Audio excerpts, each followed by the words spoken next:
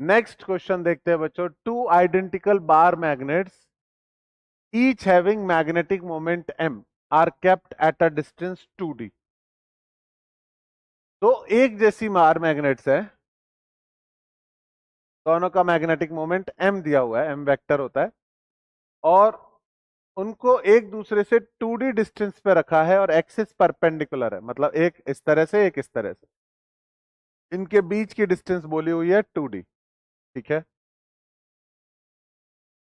The magnetic induction at a Midway at a mid point, इस point पर magnetic field बताइए। तो ये तो बहुत ही आसान क्वेश्चन हो गया। पहले मैग्नेट के लिए ये पॉइंट कैसा है, उसकी एक्सिस पर है, तो पहले मैग्नेटिक मोमेंट। ठीक है, आप सबको पता है एक्सियल पॉइंट पर मैग्नेटिक फील्ड कितना होता है। तो इलेक्ट्रोस्टैट से याद करो, 2 kp/r³ होता था। तो 2 kp/r³ की जगह 2/म्यू0/4 पाई, p की जगह m/r³। ये एक्सियल पॉइंट का मैग्नेटिक फील्ड होता है। इक्वेटोरियल पर कितना होता था, तो फॉर्मूला होता था इलेक्ट्रोस्टैट्स में -kp/r³। यहां पर क्या हो जाएगा, -म्यू0/4p -kp/r³। ओके, सॉरी बच्चों। तो ये दो फॉर्मूले यूज करने हैं, आपको डायरेक्शन देखना आना चाहिए। इसका पहले वाले का मैग्नेटिक फील्ड एक्सियल पोजीशन पर कैसा होगा, सामने की तरफ। इसको मैं B1 लिख रहा हूं, और B1 की वैल्यू हो जाएगी 2म्यू0/4 पाई m/ ये वाली डिस्टेंस हो जाएगी d³ मैं जब भी इस तरह की कैलकुलेशन आती है, इसको सिंप्लीफाई करने के लिए इसको मैं 2b लिख दूंगा। अब मैं दूसरे वाले की बात करूंगा।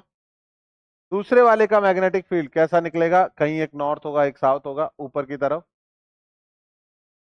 और ये फील्ड लाइंस घूम के यहां पर आएंगी, तब किस तरफ होंगी, नीचे की तरफ।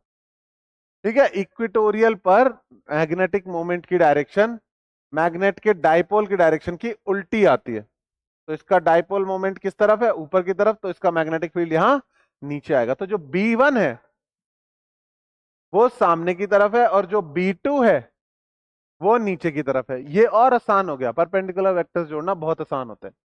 B2 की वैल्यू लिख देता हूं। B2 की वैल्यू आएगी कौन से फॉर्मूले से, माइनस वाले से, पर मुझे सिर्फ मैग्नीट्यूड से मतलब है, तो मैं माइनस साइन हटा रहा हूं, मुझे डायरेक्शन ऑलरेडी पता है। म्यू0/4 पाई m/d³, इसकी भी डिस्टेंस पॉइंट से कितनी है, d। और इसको मैं थोड़ी देर के लिए लिख देता हूं b। ऐसा लिखने से क्या होता है बच्चों, आसान हो जाती है कैलकुलेशन। दो वेक्टर्स हैं परपेंडिकुलर टू ईच अदर, एक का मैग्नीट्यूड है 2b, एक का है b। तो जो नेट आएगा रिजल्टेंट वो कितना आएगा, नेट रिजल्टेंट आएगा √a² plus b² plus 2ab cos 90 मतलब 0। तो आंसर आया √5b। आप b की वैल्यू वापस पुट कर सकते हो, √5 एक ही ऑप्शन में दिख रहा है, तो वही सही आंसर होना चाहिए। ओके, नोट डाउन कर लो बच्चों ये भी।